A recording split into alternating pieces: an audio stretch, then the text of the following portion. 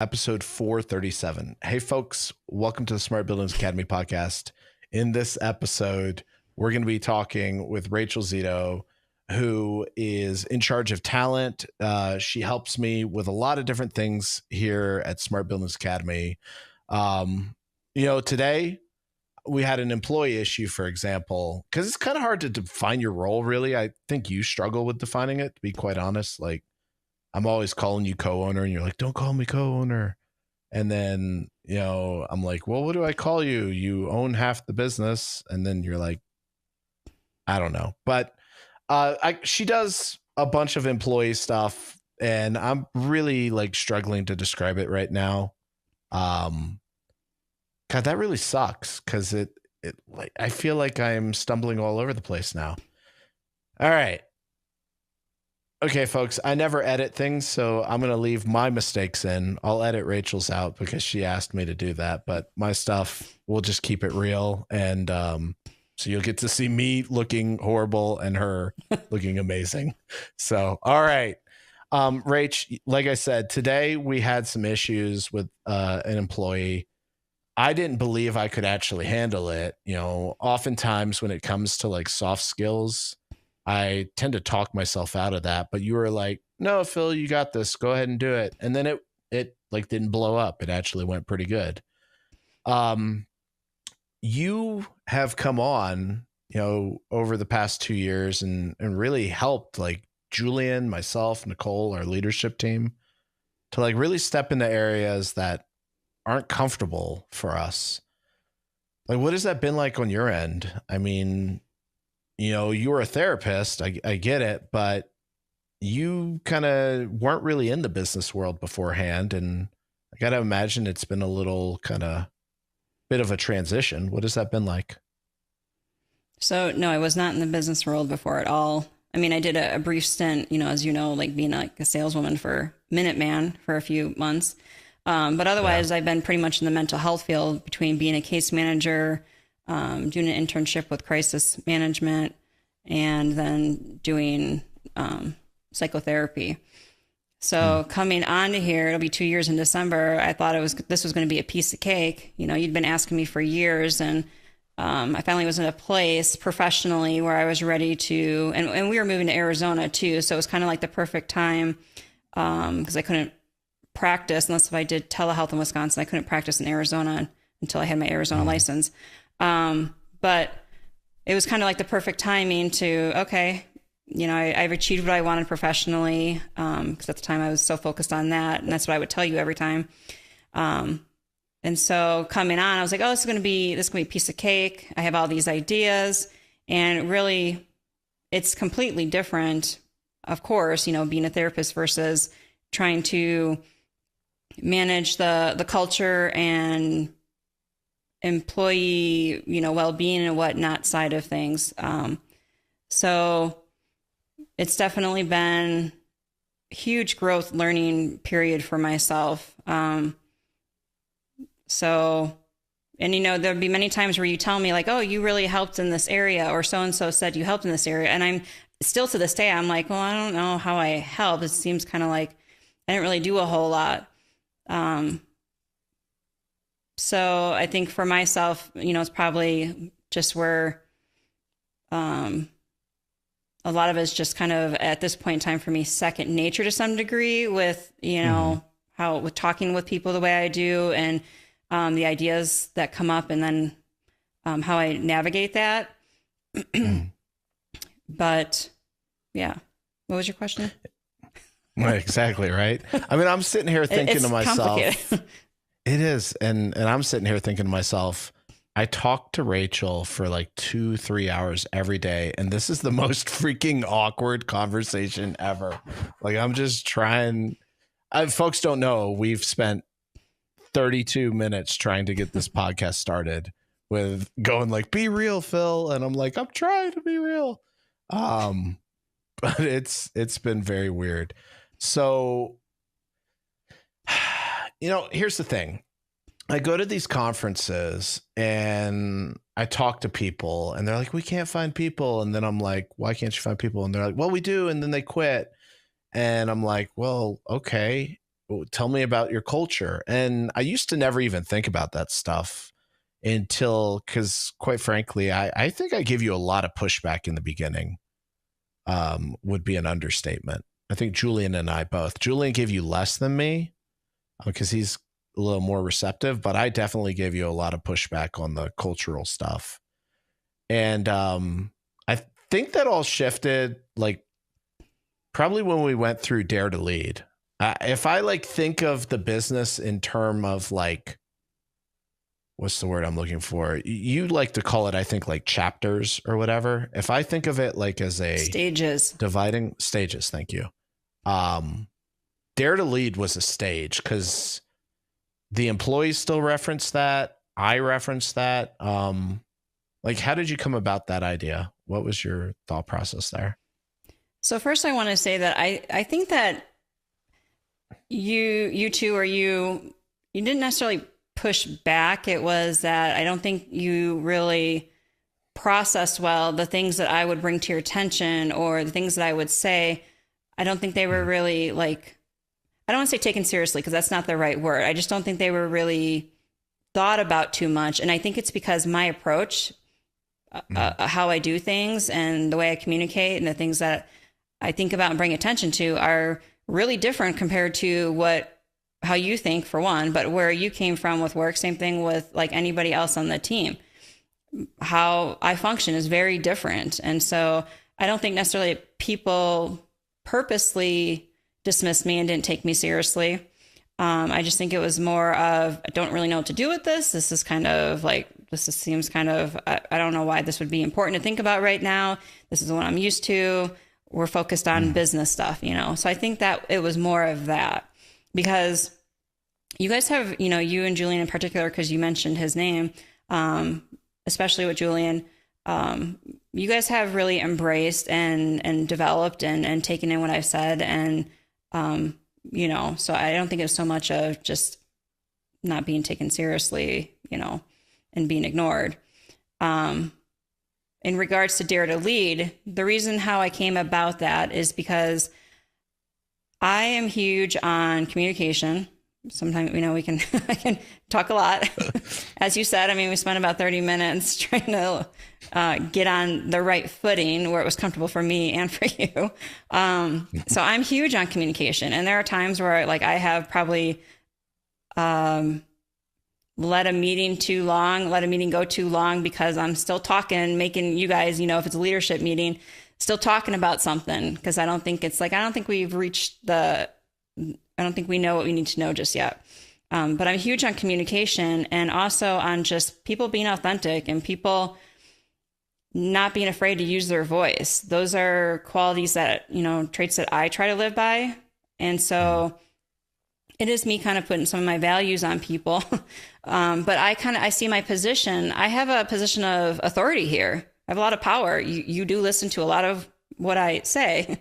I influence a lot, and I just like empowering people. And so when I, come in here and I'm like an outsider, I have a different perspective and way of seeing things than you guys. Everybody has their job role. So everybody has kind of that job sunglasses on, in a sense, where they're seeing things through those lens. And so for me, I'm like an outsider observing from the outside, and I see these different things that I kind of see big picture wise. Oh, this is going to lead to this eventually, or I see this person is really struggling, and it's because I see of all these other issues that are going on with the business functioning or how people are being that is causing that. And so I'm a huge Brene Brown fan, and that's where Dare to Lead comes from, is Brene Brown. Love her work. And so the basis of Dare to Lead is about using your voice, learning to speak up, even if it's uncomfortable, having courage, being vulnerable. And that means, like I said, having courage, speaking up, being able to sit with uncomfortable feelings, be able to have a meeting with your coworker or your boss. And even though it's really uncomfortable, you have the courage to deal with it and sit there in that uncomfortableness and speak up. It's also about teaching you how to effectively speak up, how to be effectively heard. It's teaching, for teams of, especially leadership, how to be interacting and working together, hearing each other, growing in empathy in a sense for each other and for the other employees. Empathy in the sense of learning to see the other person's perspective. We all can, including myself, we all have moments where we, get triggered by something. We're in our own head or in our own feelings. And because of our own stuff, our personal stuff, whether it's from our upbringing or it's from whatever experiences you might have had from unhealthy work cultures, things like that, we all come to a business with our stuff. And so, when somebody like triggers you in that sense, or you get stressed out or you're frustrated, if your manager or your coworkers, they're also functioning that same way, they're then going to get being triggered. And that's just where conflict and things like that come from. So if people can learn to have empathy for each other, meaning understanding this, maybe trying to see the other person's perspective, basically. There can be just more understanding. There can be more conflict resolution type happening, not just immediately kind of like just treating each other certain ways, interacting certain ways. That's just in the end ineffective for the business. It's not helpful for the person. They don't feel good. So did that answer your question? I don't know if I kind of... I mean, no, there's like a shit ton to unpack there. So it makes me think of... Can I ask you a question? Yeah, go ahead. So you brought up this morning, and then you brought up Dare to Lead. And so I'm wondering how those two things connect for you. How did Dare to Lead help you to deal with this morning? Because what happened was you called me on the way when I was bringing one of our children to school, and you let me know something was going on, and you asked me to talk with the person because that was going into like an emotional piece. And you're like, I don't feel I have what did you say? I feel like I'm at a limit with my capabilities. I don't have the capabilities to talk like that with this person. And I said, basically, I think you just need to go have the discussion and trust yourself. Yeah. So a lot of ways. So first off, that was my daring to lead. I was daring you to lead. So, but in all seriousness, I make jokes when I get uncomfortable, and it's if I think about it, like what was going through my head was it's like, if I'm honest, like if we're practicing what we learned in Dare to Lead, which is authenticity, one is it's freaking mentally exhausting. So you have a lot more mental energy than I do.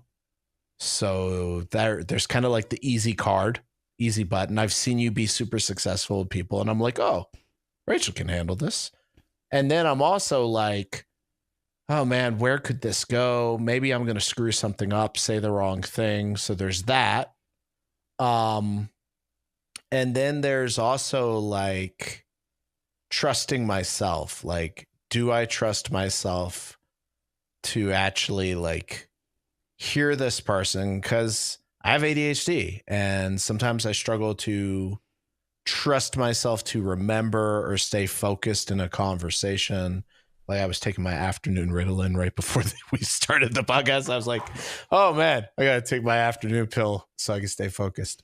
So there's that. But then when I was actually in the conversation, I remember when Brene Brown, it may not have been in Dare to Lead, it may have been in one of her videos, where she talks about how a lot of people, someone will be in a hole and they'll walk by. I'm probably going to totally butcher this analogy. It's the fox in the hole, the bear in the hole. They're like, you're in a hole. That sucks. I feel bad for you. But like actually, and that happened in this conversation. Like I like cry about everything, right? I get emotional about everything. Like I watch. Are you crying? Remember, don't we joke about every time somebody's talking with me, they cry? Yeah, right. No, it's like I can watch that like Sinead O'Connor commercial where she's like, for $5 a month, you can save a dog, and I'll be like bawling. Where it's like in the arms of the angel, and the like sad puppies are on the commercial. Anyways, but so in all seriousness, so I found myself like this person was sharing a bunch of emotions about how they were feeling about the business. And just because we had taken on 2 new projects with an OEM, a owner's course, and we are also rolling out a whole new like process for our sales team. And this person's trying to onboard another person at the same time. And it was overwhelming. And then I hear that it's impacting their work-life balance. And the temptation is to be like, oh, that's horrible. I feel bad for you, da, da, da, da, da. But because of Dare to Lead, I was able to go in and be like, I understand. And just sit in there, like, tell me more. How is this? And then actually ask questions that I've seen you model before, like, what would you do? What ideas do you have? Kind of like, how can I help you? I said it better. I said it way better in the moment, but it was actually a pretty cool moment of growth for me because it made me feel more comfortable stepping into those interpersonal conversations in the future because it built up that little bit of trust. And like while you were talking, because there's a lot I want to unpack, but did I answer your question? I think so. Do you feel like you answered the question? It's kind of about, it's your process, your journey. Yeah, I feel like I answered the question. I mean, I feel like I didn't give enough emphasis to how impactful it's been in our business. But in regards to just like this one scenario, like literally, I would not have done that. I wouldn't have thought to contact you because my radar wouldn't have been turned on. It's kind of like as I grow as a business owner, and I'm sure you saw this on the therapy side, you start to notice patterns. And I'm really good at building automation, pretty good at teaching. Our instructors are amazing. And I've started to learn patterns. And that's, I think, what makes our training so successful. With like the training you're giving us and just your examples, I'm starting to learn to mimic. Like I steal your magic wand question all the time. You're like, you always say magic wand. It's miracle question. Whatever. It's basically solution focused therapy stuff. I told a customer the other day I was going to be their fairy godmother. It's not because magic wand. No, you'll love this. I saw Disney. I guess you could on use their magic wand. No. I saw Disney on their whiteboard behind their head. We don't know what you're pointing at. Okay, well, imagine there's a whiteboard behind the customer's head while I'm on a Zoom call with them, and I see that they're doing a Disney project. And I told him I was so proud of myself. I never got to tell you this though. I was like, all right, hey, so-and-so, because I'm not going to call their name out on here. But I was like, imagine I'm your fairy godmother because I see Disney on the whiteboard behind you. So I'm going to be your fairy godfather today, and I'm going to grant your wish.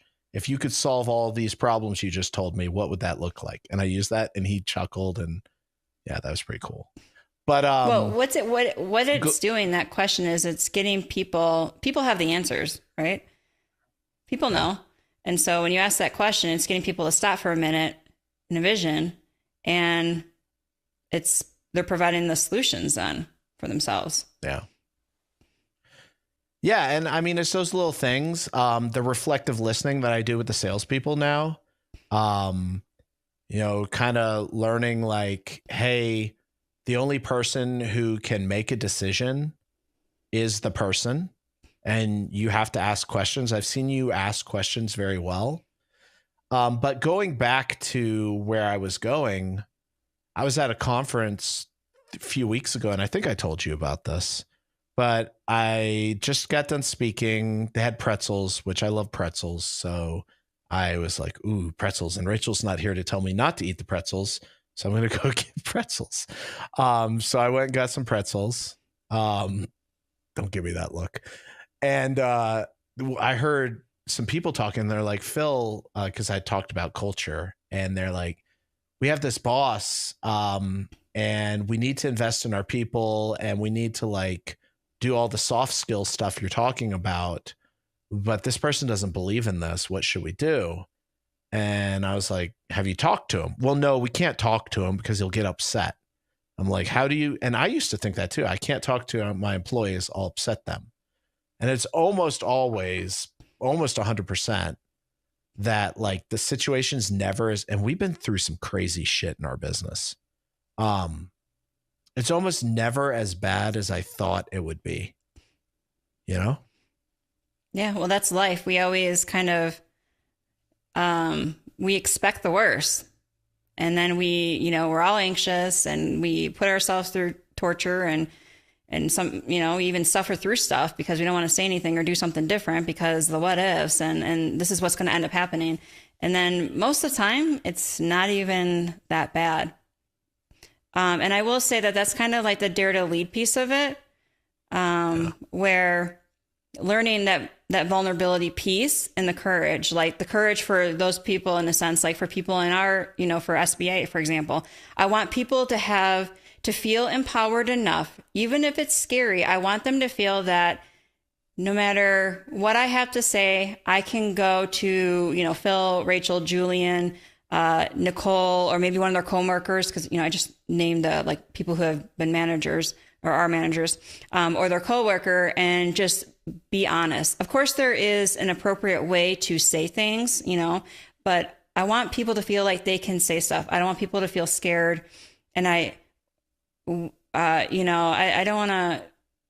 to say too much in the sense of like where could get anybody in trouble, but like we've heard from people of like just how like that's been their experience. Like they've got to just keep their mouth shut. Like they can't say a whole lot, especially to their manager, or you don't want to upset executives. It's like this whole ego protecting thing going on. And so I want people here to feel empowered, and be even great if they took that elsewhere in their life and they were empowering other people because they see how impactful it is for them. But basically that dare to lead teaches that we're like, okay, this is going to be scary. If the whole organization had dare to lead, or the leadership in that sense, then the employee could say to themselves, okay, this is scary, but I know that my boss or so-and-so has demonstrated enough that it's safe enough. Even if we might disagree or might be uncomfortable, it's safe enough. They have demonstrated that it's okay for me to go to them and we're going to have an honest discussion. Whereas, we just had this talk today, actually, when we were in the leadership meeting with you, myself, Nicole, and Julian, and we were talking about like, it's scary to be vulnerable, and it's not always appropriate to be vulnerable to somebody. You have to ensure to some degree that person who's going to be hearing you can receive it, that you can be safe enough to express it.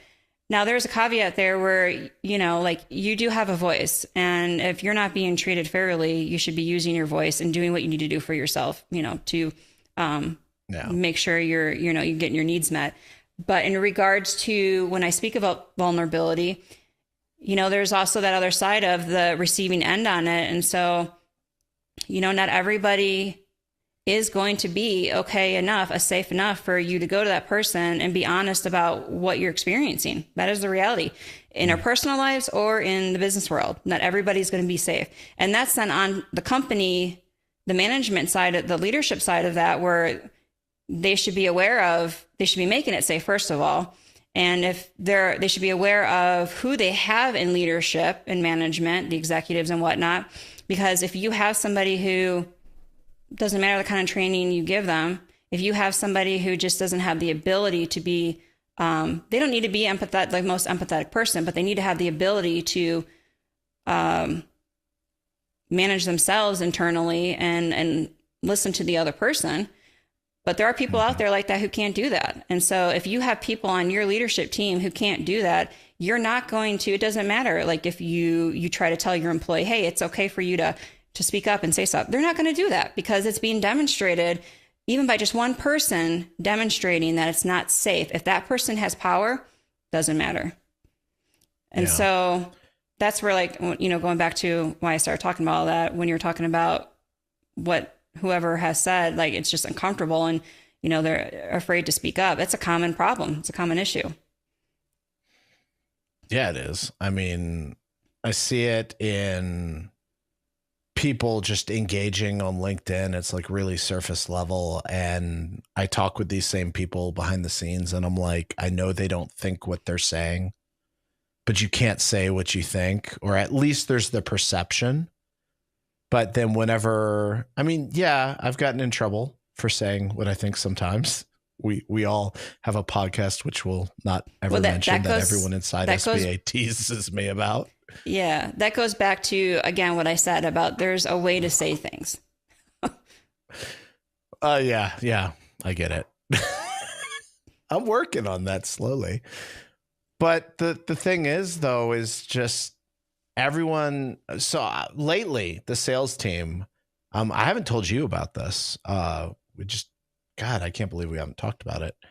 Lately, the sales team has been running into, we've trained people in the past, but they quit.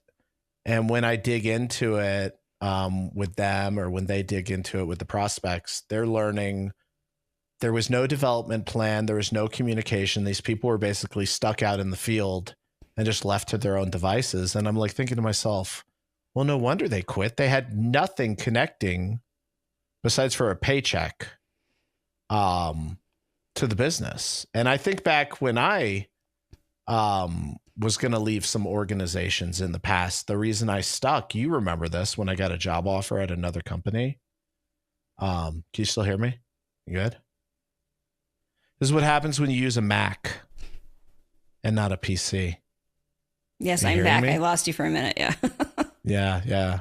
Go Apple. I shouldn't say that because, I'm going to. What were you saying, though, about you were saying? Continue what you're saying. Where'd you lose me?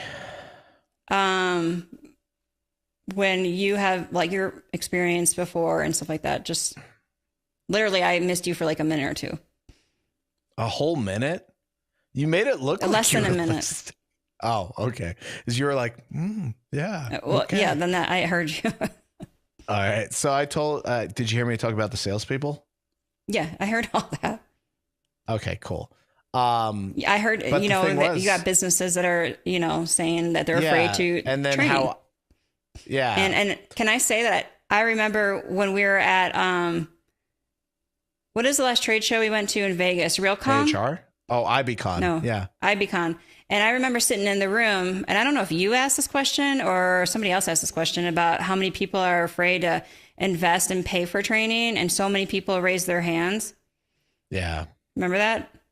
I was surprised that they did that. I was not expecting that to happen, but yeah, it was like half the room almost. But it's good that people like are being honest, because if you don't be honest about an issue, then the issue doesn't get addressed and worked through. Yeah.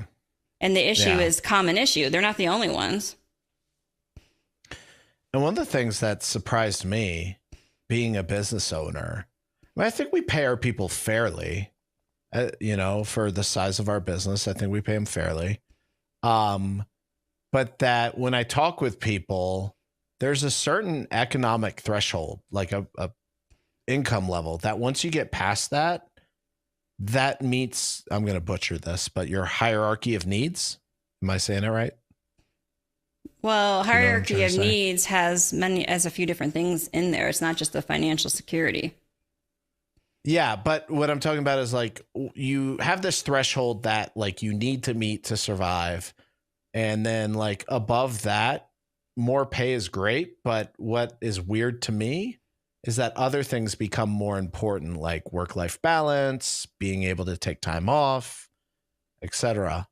And so that's been a learning process, because you implemented an unlimited PTO policy that I wasn't really sold on. I was worried about that. And that's been pretty good. You also send hams to everyone. Which So one thing that, I think you asked me before, or maybe it was in one of the many retakes we did. You had asked me about like kind of like what it's been like and learning and whatnot in my role here. And when I came in, one of the things I thought about was like, oh, you got to give employees all this stuff and like got to make their quality of living, like great by giving them all this stuff. And so, and that's me being naive. I mean, who the hell was I? I mean, I've never done anything with the business world. And so then, I made all these changes like, okay, we're going to do unlimited PTO. You're going to give them a week off in December, Christmas time. You're going to do all this stuff. Well, you didn't know what you didn't know then. Yeah. And, maybe like, yeah, they like that stuff maybe, but something that I have learned over the past going on 2 years is that, and you know what, you can even read this. It even says this in all like the books and whatever, probably trainings on management, things like that. It talks about this, that for one, not everybody is motivated by those kind of material type things. And two, those material type things don't even necessarily, they might be nice, but it's not going to keep an employee motivated, engaged, maybe even satisfied. It seemed like and I've told you this, and this is me being real here, this doesn't mean that this is true. But one of the things that I have felt like, and I've got to imagine that maybe other people in businesses have felt like this that are in, our shoes, is that it's like, man, it's like we give them all this stuff and like they still are like, they're still like, they just don't seem like they're like just, and I'm not saying it for everybody, but there would be periods of times when something would be going on and it's like, do all this stuff and, trying to like make everybody happy. And it's like, it just doesn't seem like that's really, it's like, it's not enough. It's like, and so, which is not true. And so that was one thing of what I'm still learning is that they're like, managing employees and a business culture is very complex. And, it kind of goes back to what the therapy world and having with like clients and stuff. As human beings, we're complex. We all have our backgrounds and we have our family lives going on. We have stuff that comes up and might throw a wrench in our day or our week or months, that maybe it was something like a death in the family or something traumatic happened, or maybe somebody struggled with mental health issues. It's always, there's something going on constantly in a human being's life. And so it's just not that black and white to me about how to manage people and how to like, not even manage, but in regards to how to have a good employee culture and really try to have good employee, well-being focus here. Yeah. There's a lot of complexities to it. For me. Like, it seems like it comes in waves, like being straight. I mean, obviously I'm not gonna name who, but, we had an employee who had death in the family. We had an employee who had issues with their parents. We had an employee who got sick. We had an employee whose basement flooded, all hit in the freaking same week, it feels like. And then it's like, geez. And honestly, it's a little scary. Because I think about one of the things that I struggle with that you and I should talk about offline. I mean, I guess we could talk about it on the podcast, but not this episode. One of the things I'm trying to figure out right now is we're about to be a size of an org where we're going to have leaders of leaders, and that's something like, how do I maintain this? And I think we've talked about this. How do we maintain this same culture when you and I aren't visibly seeing everything every day? You know what I mean? Mm-hmm. So that's something that's kind of tripping me up, is like, once, we have multiple training teams because we expand beyond building automation and we have multiple sales forces. I'm not going to be able to be coaching all the salespeople. That's not realistic. So how do I know what's going on? How do you know what's going on? Well, for one, I don't plan to always be in this position.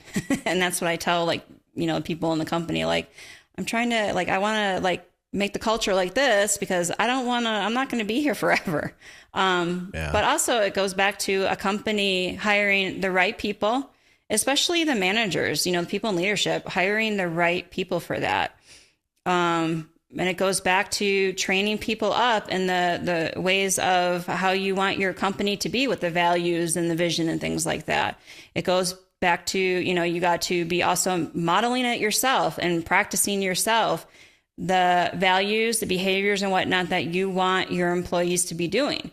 And by natural, whatever you want to call it, if you're doing all that, the people who don't fit, don't have the same kind of, same viewpoints or same want to be on the same ride as you, behaving the same, you know, having the same kind of values and whatnot, they're going to naturally exit themselves out or, you know, whatnot. And that's okay. You know, not every company is a place for every employee, right?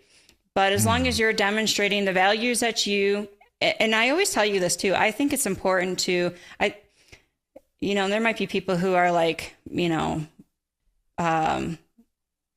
business, you know, they've got like a PhD in organizational management and stuff like that. It might be like, oh, no, don't say that. That's not true. But I believe that, and this is kind of just my motto in life, is that how you are at work, your values, if you're like, you know, being the owner, your values to some degree should be consistent with your business. So, you know, I mean, I'm not talking about like personal beliefs with like religion, politics, and things like that. I'm talking about basic core values of, you know, integrity, things like that, right? So if you're modeling that stuff, you're naturally going to be hiring people who have, you know, want to have, who also believe in those types of values. And that's how I think the company gets shaped. And so are you going to have issues still? Sure. I mean, anytime there's two human beings involved or a human being is involved, there's going to be some kind of problem at some point. But, you know, if you hire up and train up and get the right people in positions and you have a culture of being open and where people can go to each other. So like the employee can go to the manager and say, hey, this is going on. And I'm, you know, then that's all you can really do.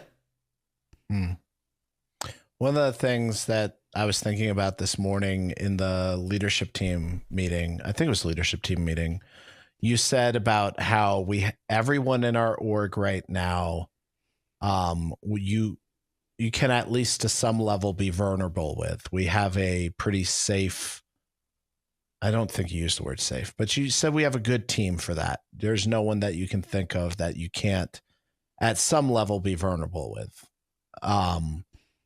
And it got me thinking, and I was going to ask you this tonight over dinner, but I'll ask you now because we're on the podcast. What do you think, like, how did that happen?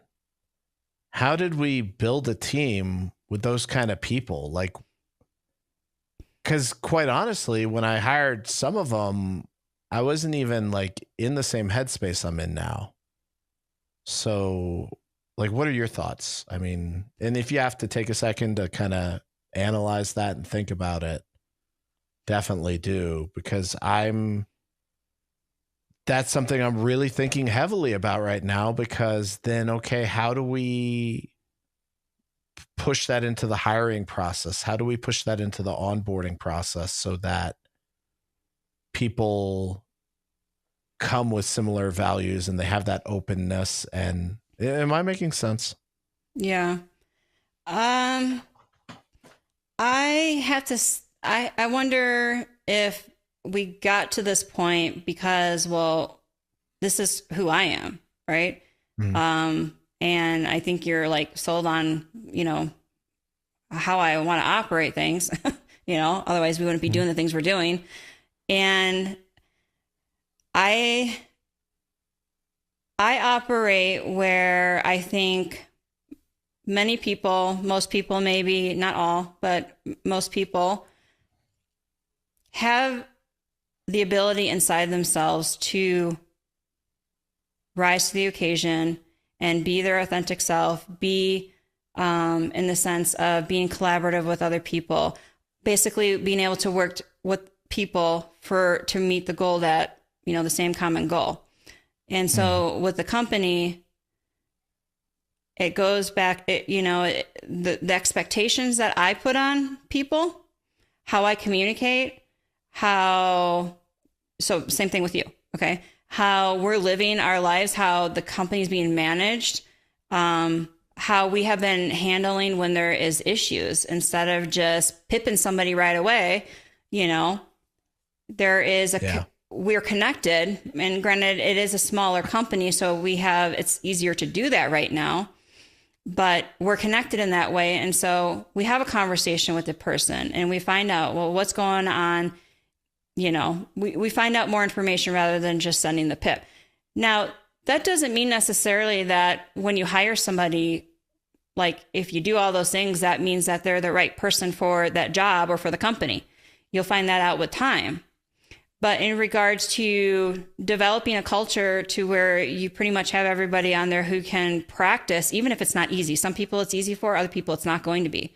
So it doesn't have to be easy. But if everybody, for the most part, can practice being open and honest with each other, being communicative, basically, that just helps with the company running smoother. And so I think that how we got to this point, one is how you are naturally, you know, and I think that just everybody has had, like, there's that ability in them, the desire in them. One, they want to be heard. So when they're feeling heard, when somebody feels heard, they're much more able to be receptive.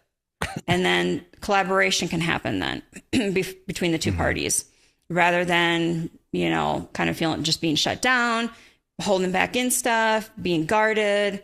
That's just not how problem solving and solutions and just, you know, growing together and whatnot works. Yeah. So I think just by one, how you have been, and then two, my ways of functioning, I'm very much on the people side of things. You're much more focused on like the development of the business. I mean, that's only natural. Everybody has strengths and purposes, right? That's your natural way of thinking. And my natural way of thinking, I'm like a therapist. So clearly I'm going to like be thinking about the people stuff, and I'm going to notice things that I'm seeing in our employees, or I'm going to point out to you, I see ways people are behaving, you know, that might need to be discussed to find out, why is this happening? What's going on here? Help me understand what you're experiencing that's leading to this.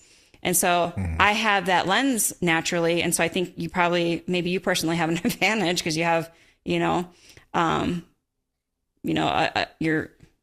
wife is that person. But so I think that's how we got to this point, is just that everybody here has the ability to be open, wants to use their voice. It's just that some people it's more easier for other people. And, and it's just what's being modeled and demonstrated, and the expectations from you and I mean, I have said it before very clearly, I think on Slack or in meetings, like, this is how we're going to do things when it comes to like the people stuff, because I feel very strongly about certain values being demonstrated. And, and maybe things are going to evolve as the company grows bigger. Things might change to some degree on what value becomes more of an importance than what the values are currently. The values ultimately right now are not going to go away, but there might be changes that end up happening. We don't know. So I don't know if I answered your question, but no, you did. I think if I summarized it, it's a work in progress. I'm going to use a phrase you like to say. We need to be flexible, because things change. I think we're seeing that. You don't know what you don't know. That's another Rachelism. Got all these Rachelisms. We create a book called Wisdom from Rachel. Go on Oprah. But in all seriousness, I think that's what I heard. Well, and also one thing I want to say is that I've really tried to, for the people that work closest with you, even with the sales team, I've even tried to like be empowering them, but I keep telling people, like, please speak up and say something to Phil. Like, it's well known, like here in the company, your tendency is you're a doer. And so it's like, go, go, go, go, go. And it's like, you're leaving, like, what is the saying? Like, you are moving the train before the track's even been built in a sense, or something like that. Yeah. And that's been a common source of stress for employees here. And you're working on that, but like, we talk about it, and I'm trying to empower the people, like, that it's okay for you to go to Phil and for you to say, hey, I don't think this maybe is working out. And, I'm trying to empower people to have the voice, that just because you're Phil Zito and you own the company, that doesn't mean anything. I'm always here to keep you humble. Oh my God. It's so funny when you say Phil Zito, because What no one listening to this knows is that is like a running joke in our family. It's like, this isn't the Phil Zito show. Yes. It's not the Phil Zito hour. Yeah. Like, so I think that's a very important piece. Being humble. I think it's a very important piece of it, though, is if you didn't have me by your side, it's important that you have somebody by your side who can notice the things that I'm noticing and have the ability to be like, hey, to influence you. And I think that's another important thing for businesses is that whoever are the top people in charge, that, that they have certain ways of functioning, their values, and that whoever is kind of overseeing everything has somebody by their side that can have the ability to wrangle in when needed, because sometimes you don't hear what maybe Julian or Nicole is saying to you. And I'm like observing on the outside. Like I said, I'm going to observe from the outside and I'm noticing and I'm like, hold on a minute. So then we'll go have a meeting and everybody likes how much, I make everybody talk. But then we get into these deeper issues of like, just like today of what we, the meeting that we had, and that's part of also with developing a business. Your business, it's like kind of at a growing period, and we're experiencing growing pains right now in regards to figuring out how to change certain stuff. So I just want to say that is a major piece of it, is empowering those who are directly working with you, who have the ability to impact also the employees below them, that they feel empowered enough to where they can come and say something to you. Yeah. Well, I didn't let you know, but I was talking to my coach before this, and I was telling him how one of the things I fear is creating a strategic plan, because it feels overwhelming. It feels like this huge monster thing. I was going to talk to you about this, and it feels like this thing that I feel like it has to be perfect. It has to address everything. And he was like, well, why don't you just go to each one of your leaders and ask for their feedback and just get something on paper? Because if you have something, that's better than nothing. Because right now, we're just so freaking busy. It's like, we're working with every OEM pretty much. And so we have all this stuff that we need to do. And I don't know if this is normal for business leaders. Feel free to post in the comments, those of y'all who are listening to this still right now. I'm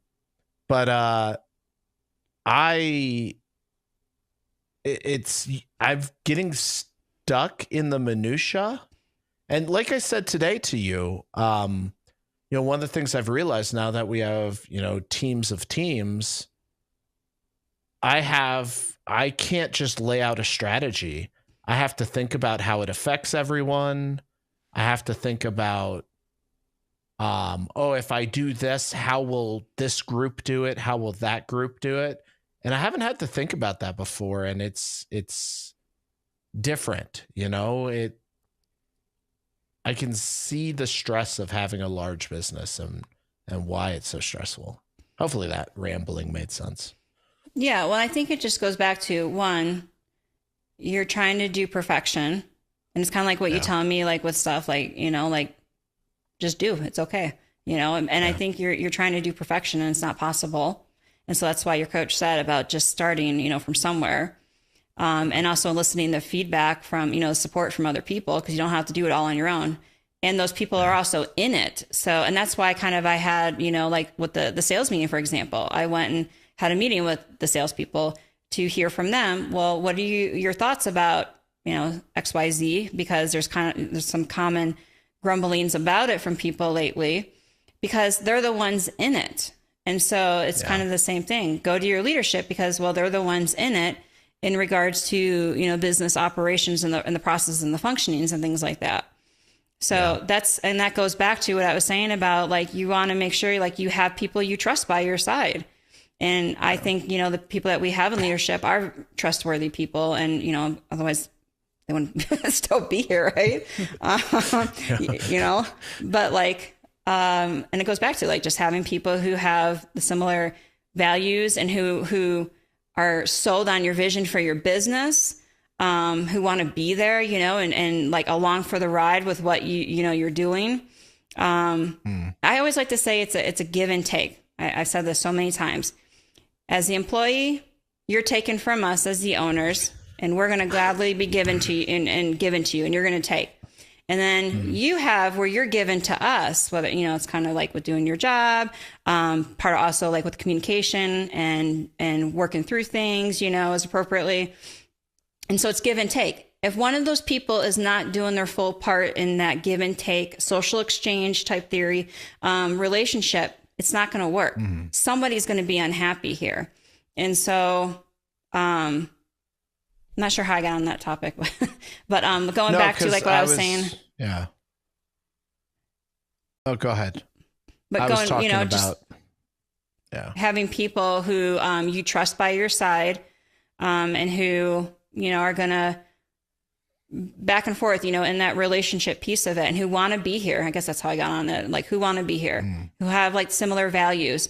Maybe they're coming in and they're rough around the edges type stuff because of whatever their past work experience is. And that's okay, and people can be developed, but the person has to want to, and has to have the ability to get to that place. And so, it's just all about hiring and having the right people in the organization, and by your side as the, CEO, the leader, whoever, Yeah.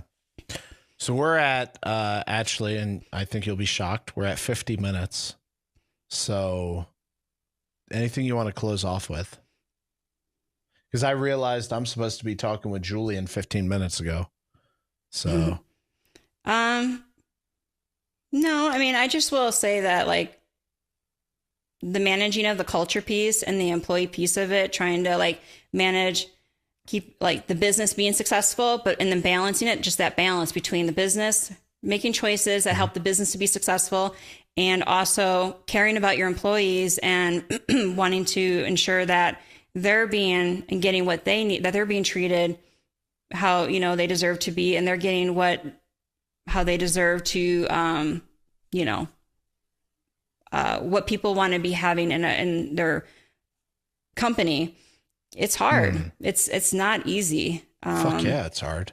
And I think just more honest discussion about, that place is important to have, because it's all like, that's just how the discussions start. That's one thing I've taken away from you is, and I'm going to make a Philism now. We've got enough Rachelisms. Here, let's think this up. I want to make this witty. So, but basically what I want to say is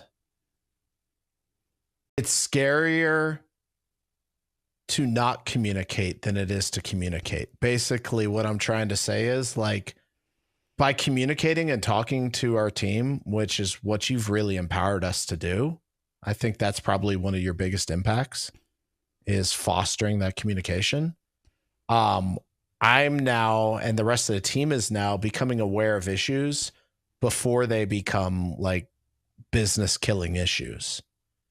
Like one of our team members was extremely stressed, and communicating, which I should have done even sooner, but better late than never. But communicating, I think, flushed that out. And I think if that had continued to foster, it could have become a much bigger issue. Yeah. Well, it goes back to, like I said, people want to be heard. And I thinking about, again, with the people in the room who raise their hands, the businesses who are afraid to spend the money to invest in the people, it goes back to like, going back to that, what we're talking about right now is just starting the discussion about what does it mean to keep employees?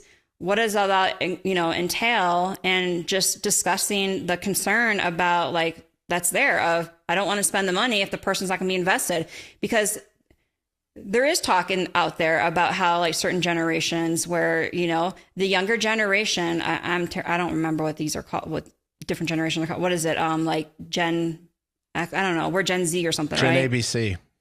Yeah. So whatever the generation is before us or after us, I mean, they have different needs compared to what the generation our generation or the generation before us have. We have different needs than the generation before us. Each generation has different needs. And the younger generation you hear about, and there's concern about like,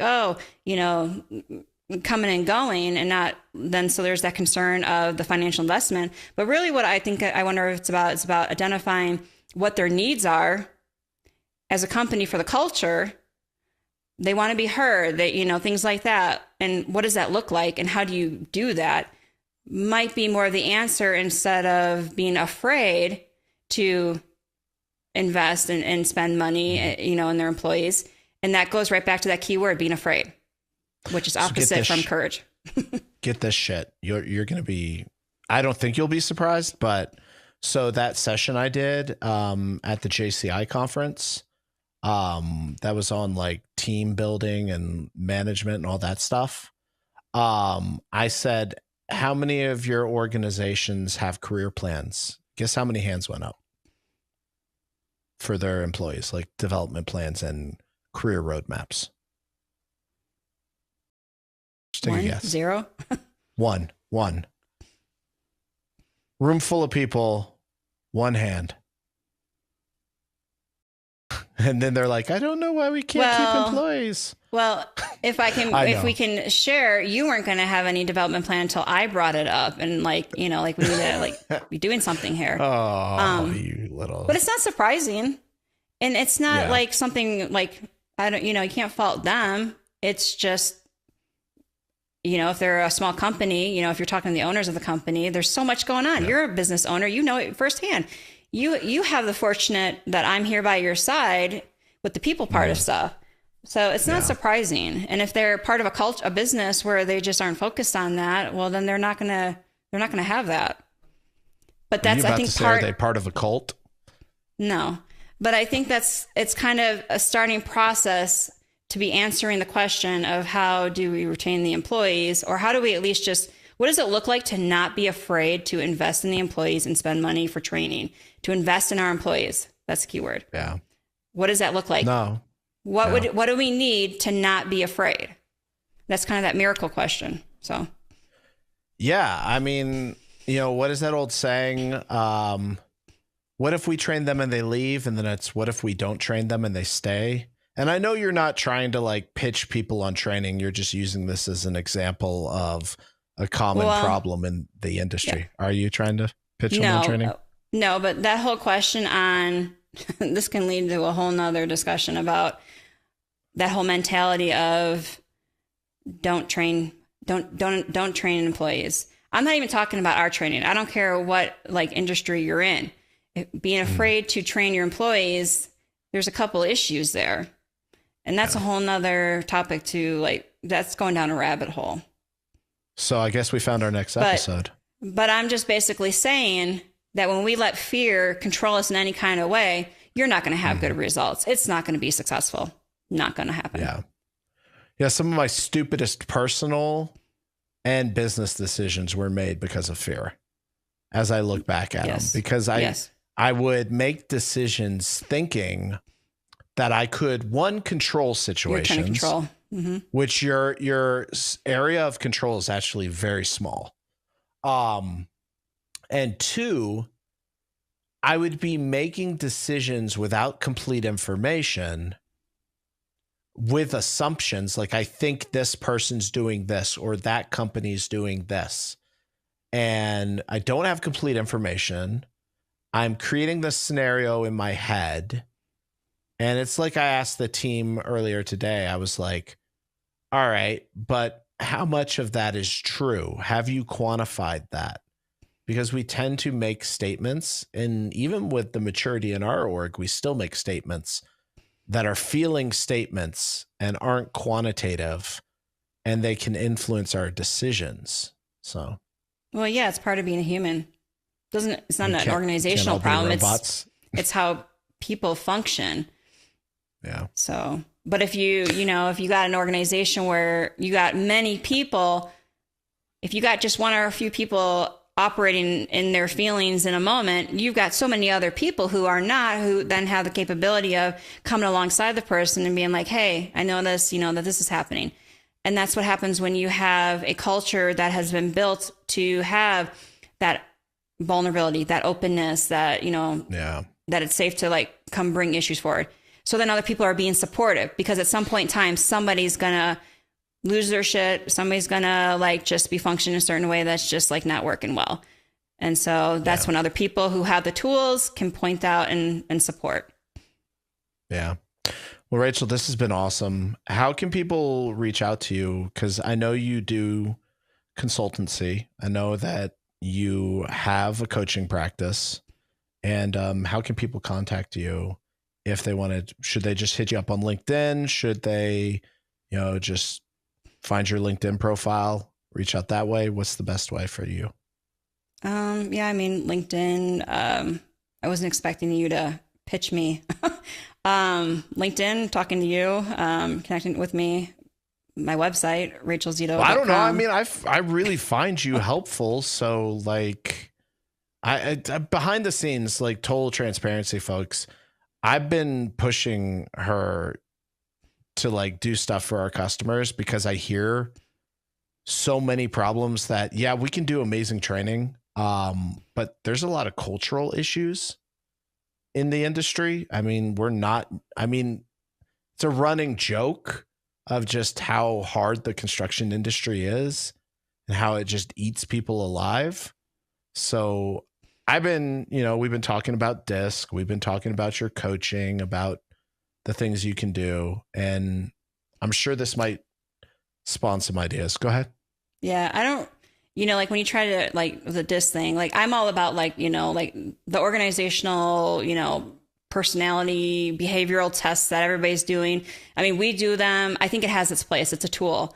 But I can't maybe it's the therapist in me. I think it's part therapist and part who I am. Otherwise, I wouldn't be a therapist. I think those things are just a tool. And so, when you're trying to get me, like developing something along the side of that, that's where the coaching piece came from, because it's like, I don't really enjoy just this discussions about behavioral tests.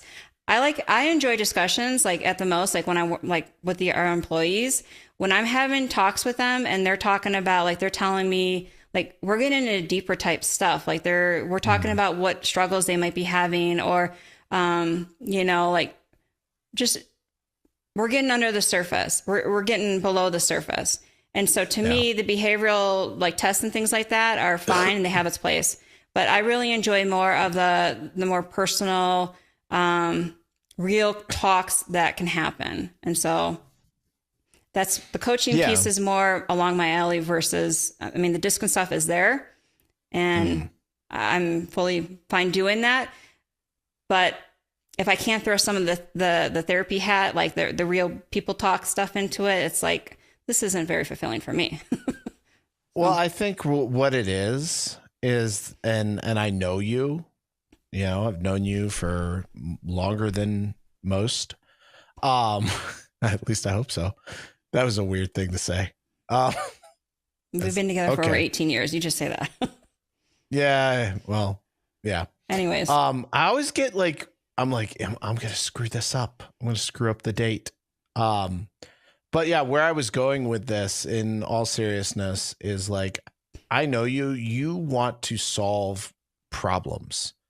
So like a DISC thing would show you stuff, but you're not fixing anything. You're not making change. You're not solving the core reasons. Like it's just a snapshot in time of one aspect. It doesn't show the interpersonal communications. It doesn't show, the root issues. Like you can have amazing DISCs and have crappy culture. So yeah, that's why I say it's a tool, because like you said, I like to solving problems either by empowering the person. They come to realizations about like their abilities, or they identify like their own solutions, because everybody has the answers. They just need guidance to get there. And then in regards to those behavioral tests, those behavioral assessments, they're just a tool. There's so much more to people though than the behavioral assessment. And so I like having conversations that are about the whole picture. And like you said, then like with problem solving, I like helping the person explore and come to the solutions that are needed. Because I don't know somebody's culture. They know their business best. Just like I don't know what goes on in the inner workings of somebody and what their life has been. They know themselves best. So everybody has the answers. They just need help with like getting to that place. They need the support and the guidance. And I used to think that was like woo woo, but then I've actually seen it play out, like, well, and also it's motivational 101. Motivation 101. If you're sitting here telling somebody what to do and they're not even on the same page and even have the awareness of what you're pointing out to them as wrong, doesn't matter. They might do a little here and there, but they're not bought into what's going on. Whereas if somebody else identifies, through the exploration, the issues themselves, and I'm just there guiding you, there's a lot more awareness that happens, and there's a lot more knowledge and just problem solving and whatnot, success that happens. Perfect. So the next time you're on, which I think people are going to want to have you on more often. So the next time you're on, there's been a lot of talking. Has there been just a little? I mean, it is a freaking podcast. It's like, oh, I'm listening to a podcast. Why are they talking so much? I mean, come on. It's like, what do you expect? It's like watching a movie and wondering why there's a video. So, in all seriousness, though, I want to unpack that kind of thing you mentioned about training people, cultural apprehension to like these cultural conversations. Those are all topics, but this has been awesome. It's fun talking to you. Not that I don't talk to you enough, but it was fun. I hope you enjoyed yourself. And do you have anything else you want to say before we kind of cut this off? Are you good? I'm good. All right. Thank you. Have a good one. Thank you.